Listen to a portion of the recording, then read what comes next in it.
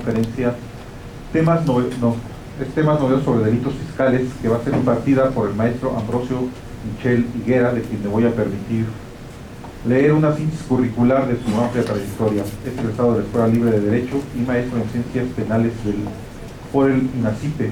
Cursó la especialización judicial en el Instituto de la Judicatura Federal y diplomado en Derecho Penal por la Universidad Panamericana. Entre sus obras jurídicas están Derecho Penal Fiscal, Delitos Aduaneros, Defraudación Fiscal, el decomiso, Errores en la Procuración y Administración de Justicia, el Derecho Penal a juicio, el Fisco ante los delitos de cuello blanco. Algunas de sus obras están a la venta aquí, como ya pudieron observar. Sus actividades profesionales en la Secretaría de Hacienda y Crédito Público fue procurador fiscal federal de la Federación, director corporativo jurídico y fiduciario del Servicio de Administración y Enajenación de Bienes, director general de procedimientos legales de la Tesorería de la Federación, secretario particular del oficial mayor. En la PGR, coordinador general de programas especiales de la Subprocuraduría Regional de la Zona Sur, director de análisis estratégico del Centro de Declaración para el Control de Drogas, director de prevención del delito, encargado de la supervisión general de servicios a la comunidad, director de servicios a la comunidad, secretario auxiliar del procurador general. Dentro de la Procuraduría General de Justicia del Distrito Federal ha sido secretario auxiliar del procurador general y secretario particular del director del sector central. En la Secretaría de Gobernación, asesor del subsecretario de Desarrollo Político, analista de la Dirección General de Asuntos Jurídicos, actualmente abogado litigante y titular del despacho Michel Abogados. Sin más preámbulos, le cedo el uso de la voz al maestro Ambrosio Michel Higuera y lo recibimos con un fuerte aplauso.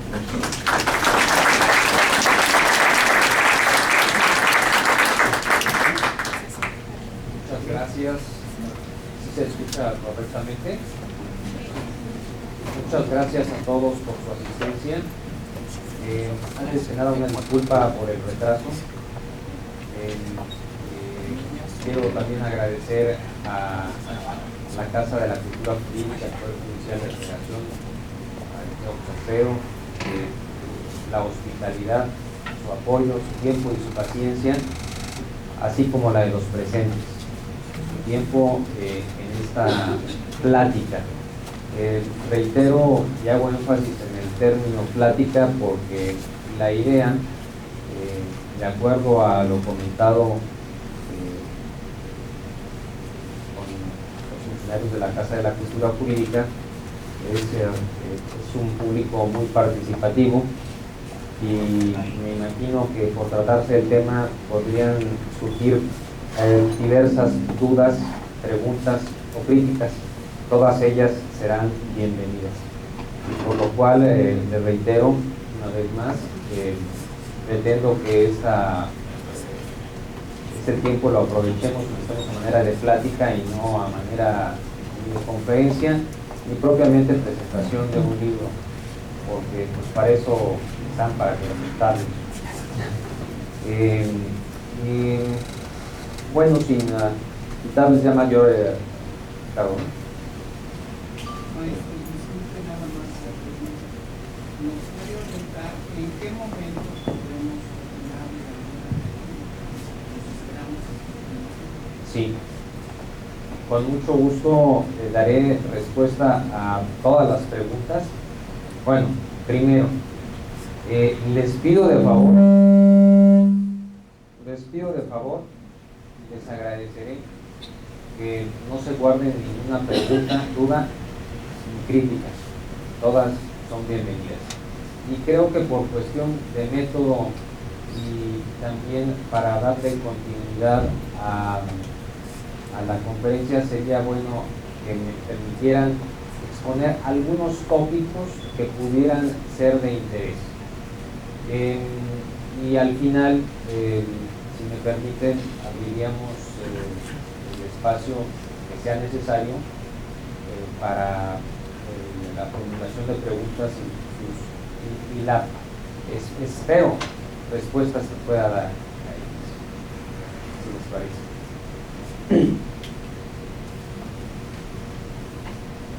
Hablar del derecho penal fiscal y hablar de los delitos fiscales es hablar de una rama muy compleja, muy especializada y en algunos casos digo esto porque me imagino que muchos de los aquí presentes son abogados o se dedican al derecho fiscal y adicionalmente, con toda seguridad, todos los aquí presentes somos contribuyentes. Y de ¿moveré el micrófono? No, está bien. Y de una u otra manera, toda disposición fiscal y más las represivas de carácter penal nos afectan directa o indirectamente. Y esta rama del derecho, el derecho fiscal, es una rama sumamente técnica que, como lo señalo desde el prólogo del libro, el último libro que salió publicado por Editorial Porrúa, señalo que el derecho fiscal tiende a desnaturalizar las instituciones políticas.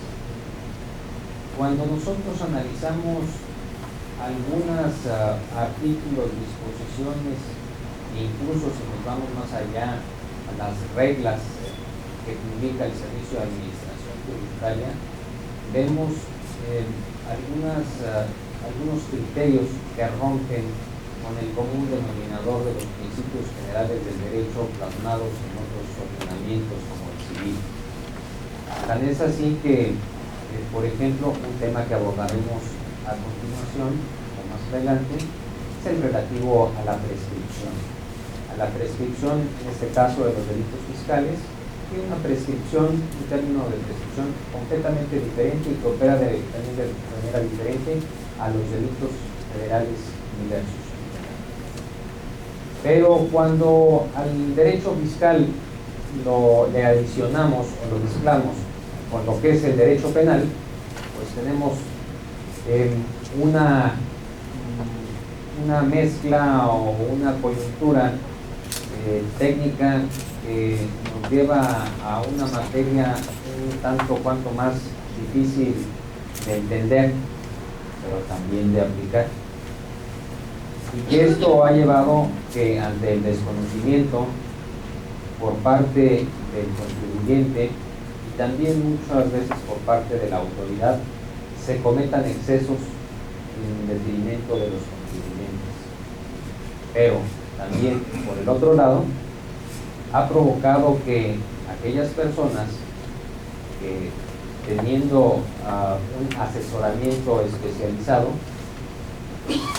se aprovechen de los mecanismos o permitan utilizar el término huecos que va dejando la autoridad legislativa cuando expide las reformas para hacer sus planeaciones fiscales que, si bien son conocidas en algunos casos como elusión fiscal, también muchas de ellas representan en realidad una verdadera evasión fiscal, que es lo que constituye los ilícitos fiscales. Pero como es una materia tan técnica, y lo ha reconocido la autoridad todo el tiempo, el límite entre lo que es la elusión fiscal y la evasión fiscal, es decir, lo que es propiamente una planeación aprovechando los beneficios de las disposiciones jurídicas, y lo que es ya la omisión del pago de una contribución a través del engaño y estrategias previamente maquinadas, esa diferencia constituye una línea muy delgada que a veces es no solamente imperceptible, sino también, insisto, y si a esto aunamos que, tratándose de delitos fiscales, la mayoría de ellos se persiguen a petición de parte ofendida, es decir, previa querella de la Secretaría de Hacienda y Crédito Público, pues tenemos que la autoridad en algunos casos podrá considerar que la actuación del contribuyente es dolosa y procede a instaurar un procedimiento penal, a veces existiendo elementos y a veces con la duda. algunos he escuchado comentarios y opiniones de muchos servidores públicos que, no obstante las reformas recientes a la Constitución, en las que se reconoce la validez de los tratados internacionales y de todos los derechos humanos en base a los cuales todas las autoridades están obligadas a aplicar los principios en ellos reconocidos por nuestro país a nivel internacional, entre el cual está el indubio pro reo, la presunción de inocencia. Muchas autoridades lo que señalan es: en caso de duda, yo procedo. Por no decir en caso de duda condeno, no me estoy refiriendo al Poder Judicial, sino a la autoridad administrativa para proceder a presentar una querella. Es así que, pues ya daremos paso a entrar a lo que es propiamente el tema de los delitos fiscales. Quisiera iniciar o abordar la plática haciendo una explicación en torno a cómo es que a través de qué mecanismos la autoridad hacendaria tiene conocimiento de los delitos fiscales. La autoridad hacendaria generalmente tiene conocimiento de los actos ilícitos administrativos, también de carácter penal, pues a través de las facultades de comprobación, ya sea a través de las visitas domiciliarias, revisiones de gabinete de escritorio, revisión del dictamen a los contadores,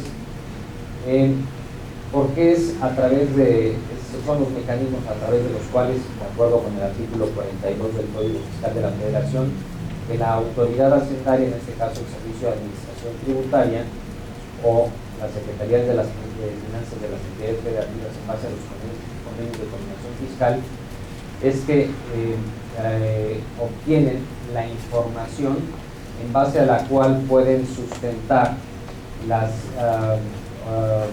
irregularidades que hayan cometido los contribuyentes.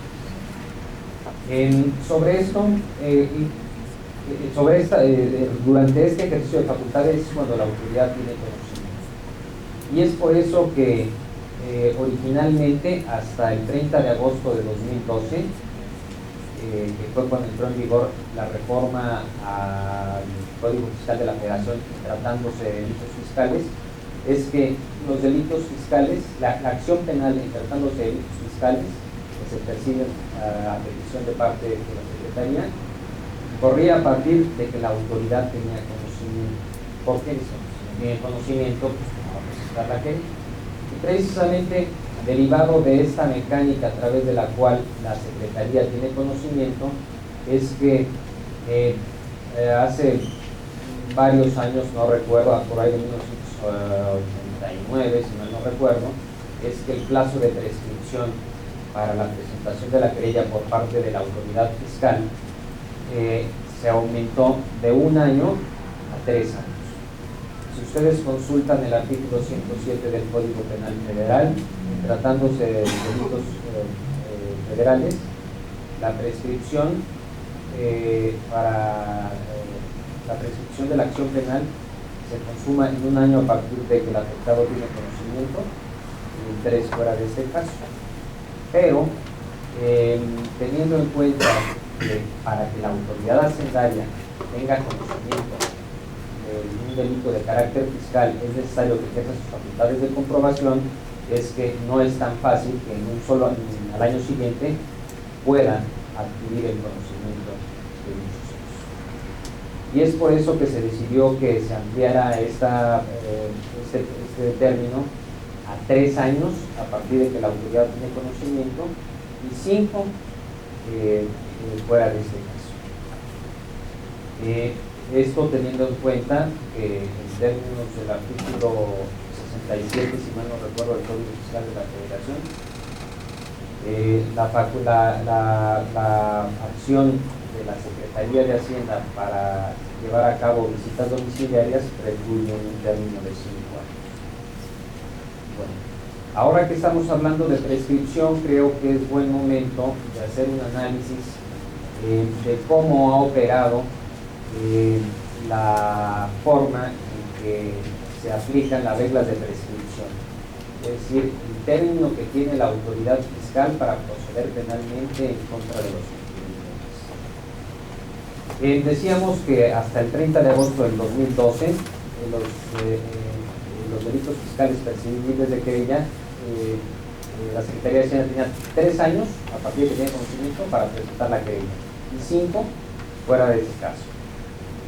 Esto se entendía en el sentido de que, bueno, si son 5 años de la autoridad para llevar a cabo la visita y 5 el máximo que tiene para que prescriba la acción penal, se entendía que a partir de que tenía conocimiento la Secretaría tenía un plazo de 3 años, pero dentro de los 5 de la consumación del ilícito.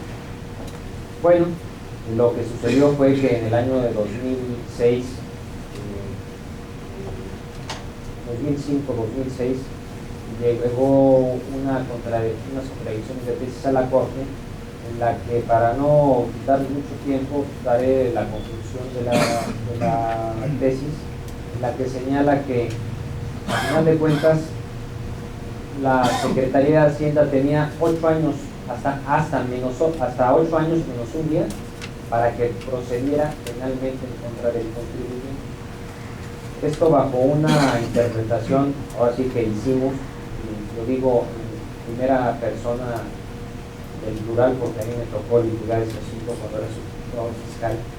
Hicimos una interpretación en el sentido de que si dentro de los 5 años de la consumación del ilícito la autoridad tenía conocimiento, todavía tenía 3 años más para presentar la querella. Luego entonces es que hasta hace poco tiempo la autoridad fiscal tenía hasta 8 años menos un día para proceder penalmente en contra del contribuyente. Imaginen ustedes una conducta, una omisión de pago de contribuciones por engaño o por no presentar una declaración que se hubiera cometido en el año de 2003, bueno, no 2003, en 2004, por ejemplo. Ahorita estaríamos todavía en posibilidad de ser sujetos de una querella y un procedimiento penal. Afortunadamente, ahora sí que soy del otro lado de la cancha, hago lo mismo pero del otro lado. La Suprema Corte también, a través de una contradicción de tesis, atemperó este exceso, los 8 años, para señalar que, en tratándose de la prescripción de los delitos fiscales, a partir de que la autoridad tiene conocimiento del ilícito, solamente tiene 3 años para que el Ministerio Público ejerza acción penal. Es decir, si en una visita la autoridad tiene conocimiento de que, digamos, en 2010 o en 2011 tuvo conocimiento de un ilícito, tiene hasta 2014 no solamente para presentar la querella, sino también para que el Ministerio Público consigne. De no suceder esto, opera la prescripción, y opera la prescripción porque, también de acuerdo con esta jurisprudencia, ninguna actuación ni del Ministerio Público durante la averiguación previa, ni de la Secretaría de Hacienda durante el ejercicio de las facultades de comprobación, interrumpe la acción penal. Y no interrumpe la acción penal ninguna actuación del Ministerio Público ni de Hacienda, porque si nosotros vemos en el anterior artículo 100, que contemplaba las normas relativas a la prescripción, solamente señalaba que eran de 3 y 5 años el ejercicio de la acción penal, en la prescripción de la acción penal, pero sin señalar la forma de interrumpir. Y esto, interpretado a la luz del artículo 6 del Código Penal Federal, que establece en su primer párrafo el principio de especialidad. El principio de especialidad dice que cuando hay una norma general y una norma especial en materia penal, pues se aplica la especial, y en este caso sería la del Código Fiscal. Y como el Código Fiscal no tiene reglas para interrumpir, pues ya nada más quedan 3 años y no se puede interrumpir. Ahora bien, ante este revés que sufrió la Secretaría recientemente, lo que sucedió fue que el Ejecutivo por conducto de, bueno, la Secretaría de Hacienda presentó una iniciativa de reformas al Código Fiscal, entre ellas a esa discusión relacionada con la prescripción, en la que señalaba, en la que proponía que, reconociendo esta jurisprudencia que le decía de los 8 años menos un día, proponía que la Secretaría de Hacienda tenía 8 años para presentar la querella por delitos fiscales. Y no solamente eso, sino que esos 8 años empezarían a correr a partir de que la Secretaría del Servicio de Administración Tributaria elaborara el dictamen técnico contable y lo presentara a la Procuraduría Fiscal.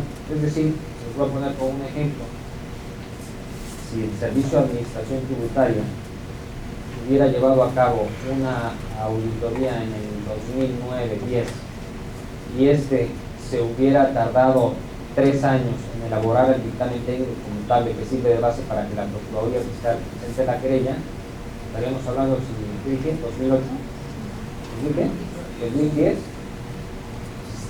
hubiera tardado 3 años, en 2013 le pasa el dictamen técnico contable a la Procuraduría Fiscal, y la Procuraduría Fiscal tenía todavía 8 años para presentar la querella, es decir, que en 2021 podría presentar una querella. O sea, eso creo que no pasaba ni siquiera la prueba de la risa, por no utilizar otro término.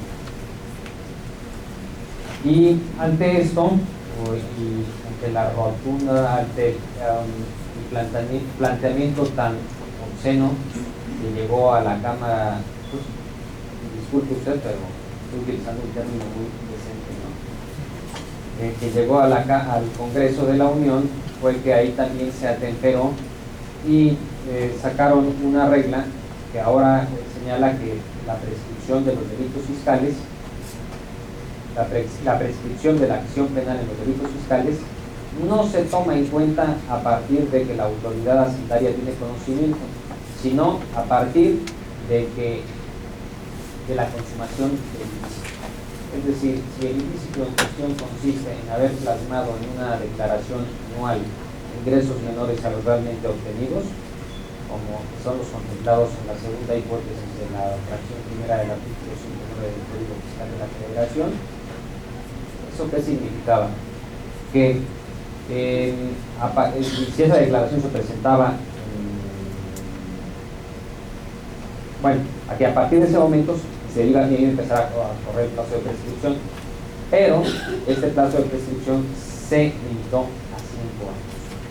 De tal manera que, con independencia de cuando haya tenido conocimiento, cuando tenga ahora conocimiento la autoridad hacendaria del ilícito, solamente tiene 5 años para presentar la querella ante el Ministerio Público. 5 años. Es decir, si esta declaración a la que hicimos referencia se presentó en 2010, la Secretaría de Hacienda tiene hasta 2015 para presentar la querella. Pero, ojo, como la disposición fue redactada señalando que no solamente que el tiempo para que Hacienda presentara la querella era de 5 años, no se quedó ahí, sino que señaló también que prescribía la acción penal. La prescripción de la acción penal implica también pues, que el Ministerio Público consigne. Luego entonces eso, pues el Ministerio Público también tiene que consignar dentro de ese plazo.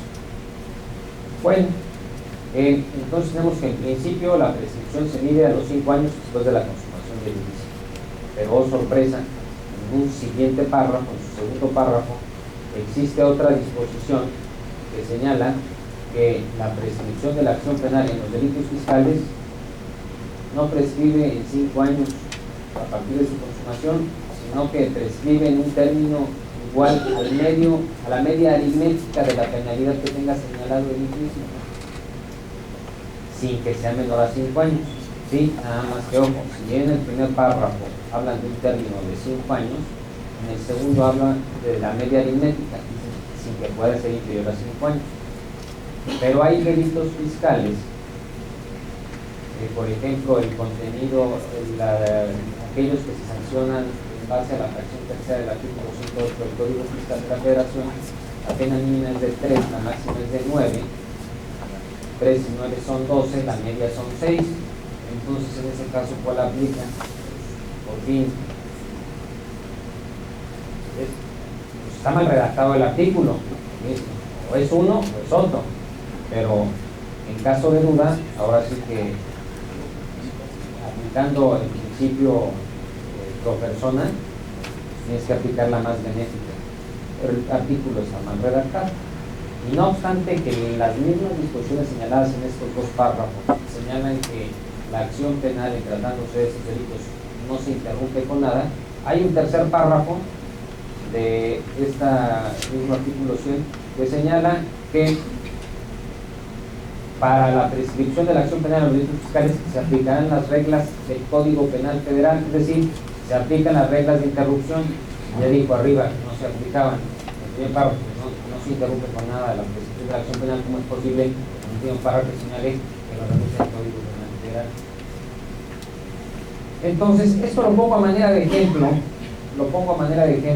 decir, bueno, ¿por qué empezó con un tema tan árido, complicado y aburrido? Porque creo que ahí algunos compañeros ya estaban bostezando. Esto lo empecé con esto para advertir que ante la falta de un estudio serio y a conciencia de lo que es la materia de los delitos fiscales, pues se llegan a estos excesos de la autoridad. La falta de conocimiento de la materia, la falta de estudio, generan dos cosas, lo que había dicho hace un momento. Generan que el péndulo de la balanza de la justicia se incline por un lado hacia un exceso, hacia el abuso del poder de la autoridad hacendaria, pero hacia el otro, la impunidad. La impunidad, aquel que aprovechándose de estas malas y desafortunadas redacciones de la autoridad encuentra un hueco para obtener un beneficio, logra los beneficios de esa mala redacción y genera impunidad de lo que nos dolemos en este país, nos hemos dolido en las últimas administraciones.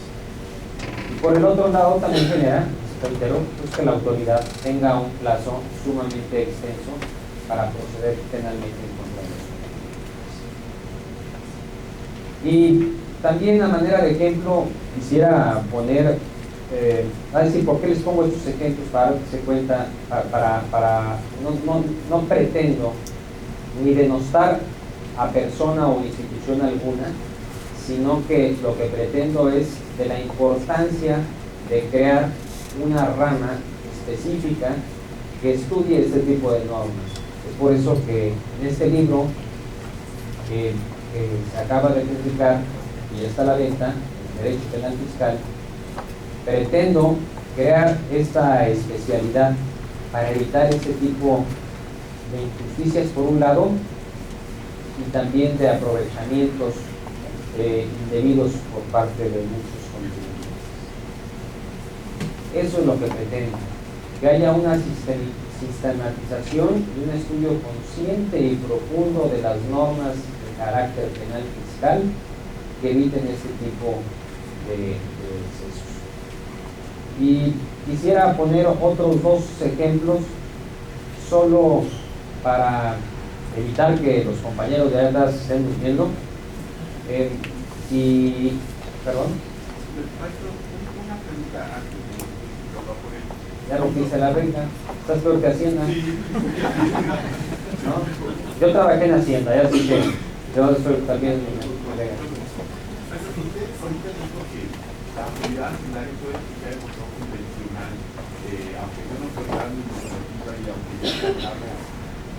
aunque lleve a cabo una función administrativa que material de administración, puede aplicar el control convencional, porque normalmente Hacienda no aplica.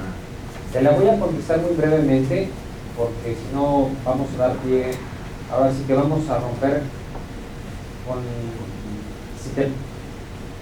Al darte contestación voy a dar el fundamento para que sigan contestando, es decir, vamos a romper el principio de igualdad, ¿no? Previsto también en el artículo 1 de la Constitución, el cual señala el reconocimiento de los derechos humanos contenidos en todos los tratados internacionales y que obliga a todas las autoridades en general no a aplicar un control difuso de la constitucionalidad, lo cual ha sido ha estado solamente reservado para el Poder Judicial de la Federación en materia de amparo, sino que ahora con el control de la constitucionalidad, todas las autoridades están obligadas no a hacer un control difuso de la constitucionalidad, sino a hacer una desaplicación de las normas que se consideren que violan los derechos humanos y las garantías contenidas tanto en la Constitución como en los tratados internacionales. Ahora, les decía que pondré otro ejemplo. Y un ejemplo que implica algo verdaderamente... yo soy muy mal hablado, luego trato de buscar palabras acordes a un auditorio tan decente. No, pues no me voy a invitar, caray. Les voy a poner otro ejemplo que debe despertar la atención no solamente de los estudiosos del derecho, sino de cualquier contribuyente y de cualquier habitante, aunque no sea contribuyente. Todos deben ser en principio, directa o indirectamente, porque quien va a comprar cualquier artículo a cualquier casa comercial paga el IVA. Pagar el IVA de una u otra manera que está pagando el impuesto por la correspondiente. Luego entonces contribuyen. Gracias. Sí, está mejor por mí.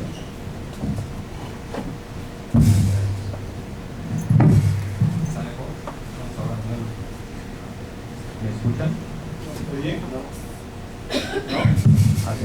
Muy bien. Bueno. Actualmente tenemos casos de delitos fiscales que, estando derogados, se siguen aplicando en la actualidad. Tipos penales en base a los cuales la autoridad hacendaria presenta querellas, el Ministerio Público ejerce acción penal, el Poder Judicial libra órdenes de aprehensión e incluso hay casos de personas que se encuentran compurgando sentencias condenatorias, obviamente, por tipos que están derogados. Y van a decir, no, este tipo está loco, la verdad. Creo que llegó tarde porque se echó unas copas y viene a decir mi tontería. No, se fumó no sé qué cosa. Pues no. Fíjense ustedes que ha habido algunas reformas que la verdad nos pueden dejar, no nos pueden, nos dejan con la boca abierta. Si tienen oportunidad de consultar este libro, yo soy litigante, me gusta dar pláticas, digo pláticas, pues no conferencias, sino tener diálogo con los contribuyentes, con los litigantes y con la autoridad. Pero si ustedes, y no me dedico a vender libros, pero si ustedes consultan esta obra, se van a llevar muchas sorpresas, como la que les acabo de comentar, que no es una sorpresa, pero sí una gran aberración y una mayor sorpresa, el ejemplo que les voy a poner a continuación. Y me refiero al famoso delito de contrabando presunto. Dicen, ¿qué es eso? A lo mejor aquí no es muy común, pero en las zonas fronterizas, en el norte del país, por la cercanía geográfica, pues muchas personas adquieren vehículos. Y también es que uno de los delitos, en términos estadísticos, en el norte del país, pues definitivamente que el número uno, el porcentaje de procesos que tienen los juzgados es por delitos contra la salud, el segundo, portación de arma de fuego, el tercero, población, y el cuarto es contrabando. Y de estos contrabandos, uno de los más comunes es el que se llamaba, o que todavía le dicen algunos, delito de contrabando presunto. Cuando se expide el Código Fiscal de la Federación en el año de 1981 y con vigencia a partir de 1982, se estableció desde ese entonces el delito se tipificó el delito de defraudación fiscal y sus equiparables, así como el delito de contrabando y sus equiparables.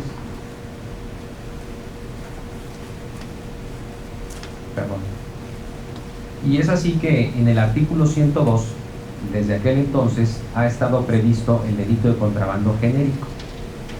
El delito de contrabando genérico que establece que comete el delito de contrabando a la persona que o extraiga o introduzca al país mercancías en tres supuestos. 1. Omitiendo el pago de contribuciones o cuotas compensatorias. 2. Sin permiso de la autoridad competente. Y 3. Cuando se trate de mercancía de tráfico prohibido.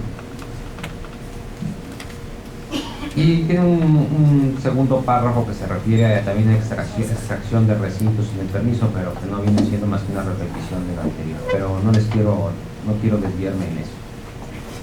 Cuando la autoridad empezó a tener problemas, y bueno, que claro, también se establecieron presunciones de este delito de contrabando desde ese entonces. En el artículo siguiente, en el artículo 103, con vigencia a partir de 1982, reitero, se establecieron aproximadamente, creo que eran 5 presunciones de contrabando.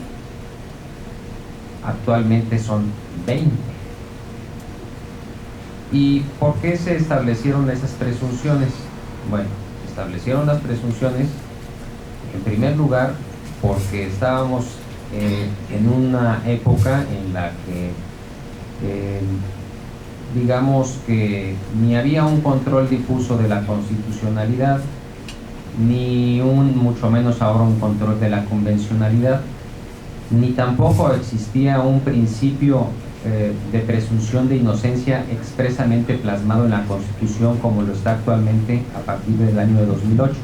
Claro, posteriormente la Suprema Corte sacó varias tesis de jurisprudencia señalando que, no obstante que no estaba prevista en la Constitución el principio de presunción de inocencia, se consideraba que sí se preveía a la luz de diversos principios plasmados en los artículos 14, 16, 19, 20, que establecían el principio de legalidad, de exacta aplicación de la ley, del debido proceso, etcétera, ¿no?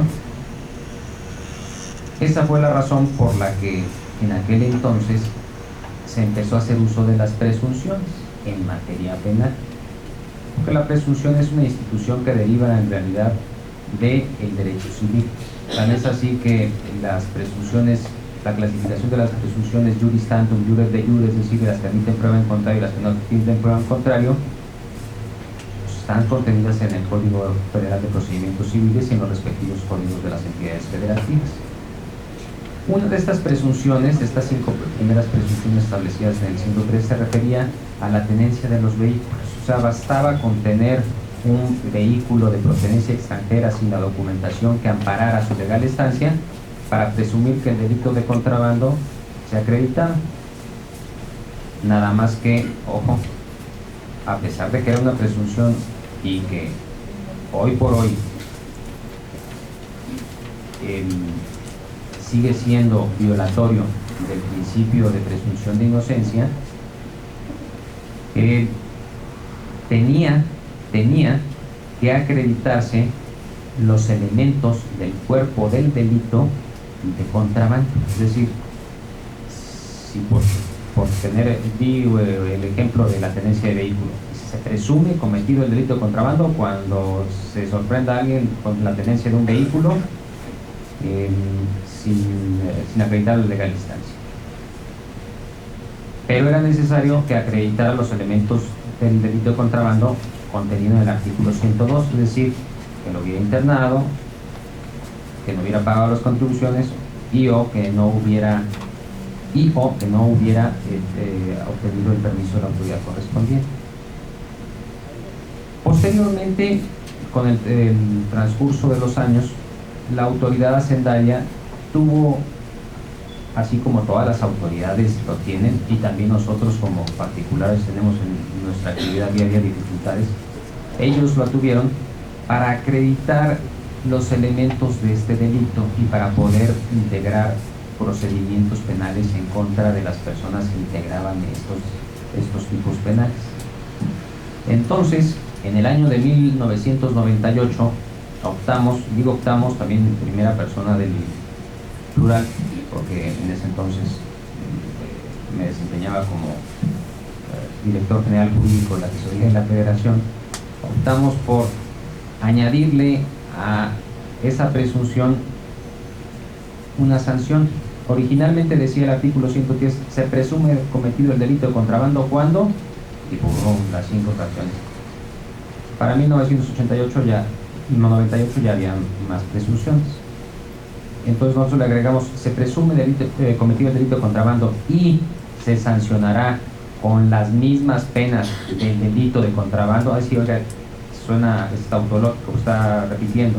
Bueno, es un pleonasmo. Todos los pleonasmos lingüísticamente hablando están permitidos, pero así se puso. Se presume cometido el delito de contrabando y se adicionó, y se aplicarán las mismas penas que el delito de contrabando. ¿Cuándo? ¿Qué significó esto? Que esa presunción que establecía diversas conductas ya tenía una sanción propia. Con esto, a partir del año 1998, el artículo 103 se convirtió en un tipo verdaderamente autónomo, porque preveía conductas y preveía sanciones. Ustedes sabrán que el delito en términos del Código Penal Federal son los actos o omisiones que sancionan las leyes penales. De tal manera que teníamos un tipo formal y materialmente hablando. Tenía la descripción de conductas y tenía una sanción.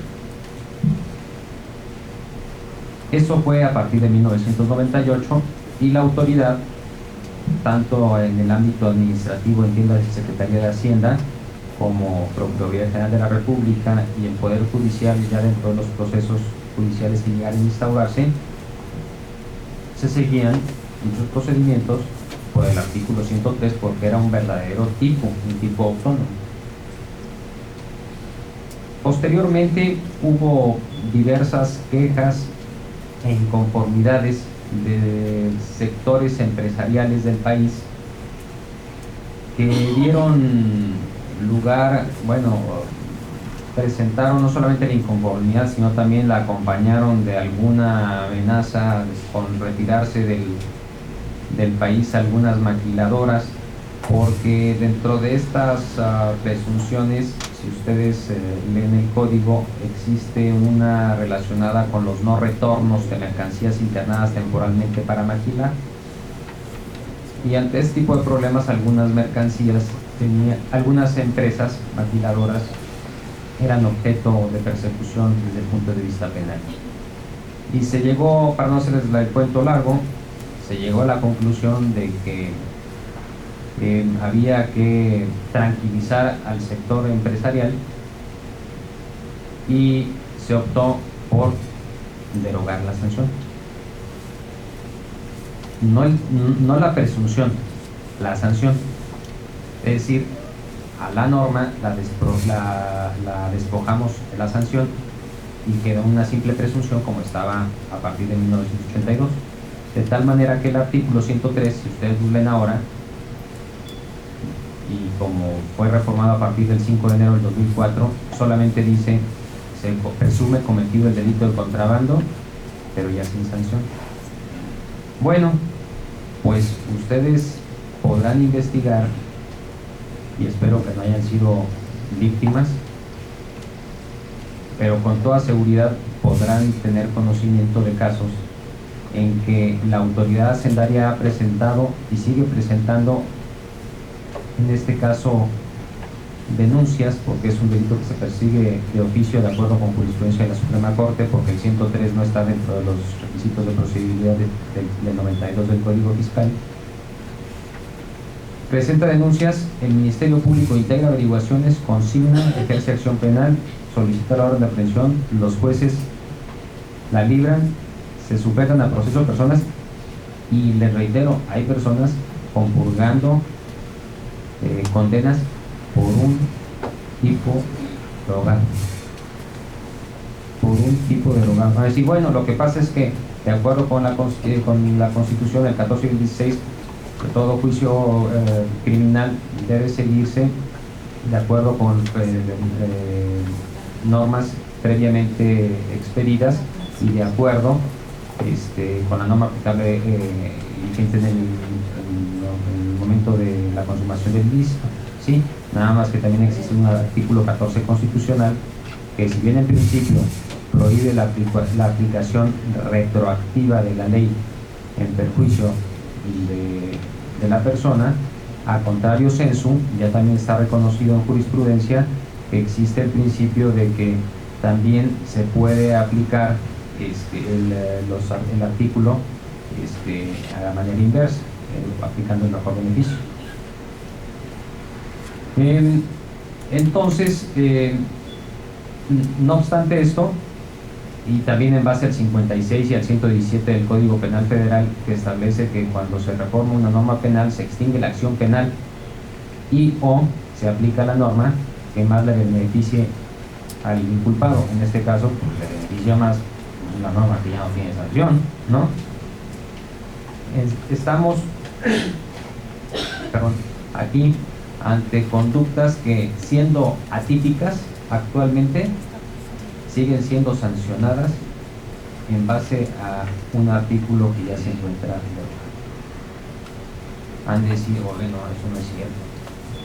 Lo pueden consultar. Y si no quieren comprar el libro, no vengo a vender el libro, vengo a platicar con ustedes. Les pido que consulten el Código Fiscal de la Federación vigente en 1982 y su reforma del año del 98, así como la del 5 de enero del 2004, para que te confirmen lo que les estoy diciendo.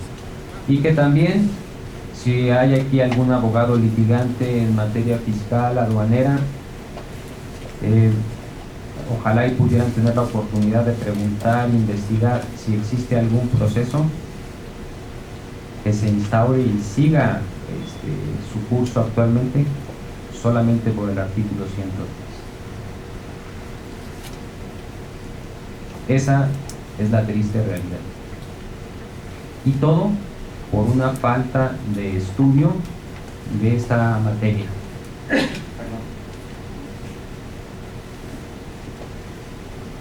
Es por eso que, les reitero, es de suma importancia la especialización de lo que es la rama de los delitos fiscales y el derecho penal fiscal en general. Y les voy a poner también otro caso.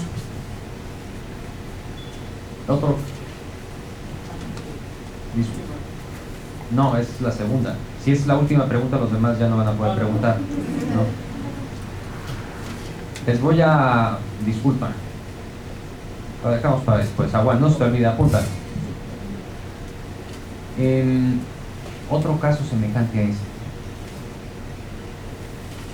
Los impuestos más importantes en nuestro país, o importantes por su aplicación, importantes por el impacto en el bolsillo de los contribuyentes e importantes por lo que implica en la recaudación para el Estado mexicano, son el impuesto sobre la renta y el impuesto al valor agregado. Hasta el año de 2003, tanto el impuesto sobre la renta como el impuesto al valor agregado se pagaban anualmente, es decir, se presentaba una sola declaración anual de impuesto sobre la renta y de IVA. Claro, con la obligación de presentar declaraciones mensuales con carácter provisional. ¿Sí? Desde que se expide el Código Fiscal de la Federación en el año de 1981, con vigencia a partir del 82, se previó como un delito equiparable al contrabando la omisión de presentar la declaración del ejercicio por más, actualmente es 12 meses, antes era 6 meses, dejar de presentar la declaración del ejercicio por más de 12 meses, omitiendo las contribuciones a cargo. Van a decir, bueno, ¿y eso qué me quiere decir? Bueno, hasta 2003, si dejabas de presentar la declaración del ejercicio, omitías el pago de IVA, de impuesto sobre la renta. Pero a partir de 2003, que se reforma la ley del IVA, el IVA ya no se paga de manera anual. ¿Cómo se paga? Se paga de manera mensual y definitiva, el día 17 del mes siguiente al que se causa el impuesto. ¿Y esto qué significa? Bueno, pues una persona pues podía presentar su declaración de impuesto sobre la renta anual, pagaba la contribución correspondiente al impuesto sobre la renta, pero si no presentaba ninguna declaración de IVA, no constituye ningún delito. ¿Por qué? Porque el tipo se refiere, y se sigue refiriendo, ahorita les daré la explicación, a la declaración del ejercicio, y el ejercicio es anual. Bueno, salvo los irregulares. Pero si una persona no presentaba las declaraciones de IVA, no pasaba nada. Ah, eso sí, cuidado. Si una persona, un contribuyente, presentaba erróneamente una declaración de IVA, cuidado, así cometía delito, porque estaba manifestando datos falsos a la autoridad e integraba, actualizaba el tipo contenido en la defraudación fiscal genérica. Es decir, que a través del engaño consistente en manifestar un dato falso en la declaración mensual, omitía el pago del impuesto al valor agregado. Es más, vámonos, perdón, lo quiero hacer esto muy casual, no casual, muy informal, pero quiero señalar casos, así que de la vida real, que me han tocado tanto en el servicio público, en la Secretaría de Hacienda, como litigante. ¿Quién de aquí, podría levantar la mano aquí las personas que hayan presentado en años pasados, que hayan elaborado personalmente y presentado vía electrónica pagos de IVA mensuales? Bueno, pues los abogados fiscalistas. Digo, es muy difícil hacer una declaración. Yo la verdad, yo la hago con mi contador. Y porque no me siento con la capacidad, pues no sé si solamente sea la jurídica y contable por los números,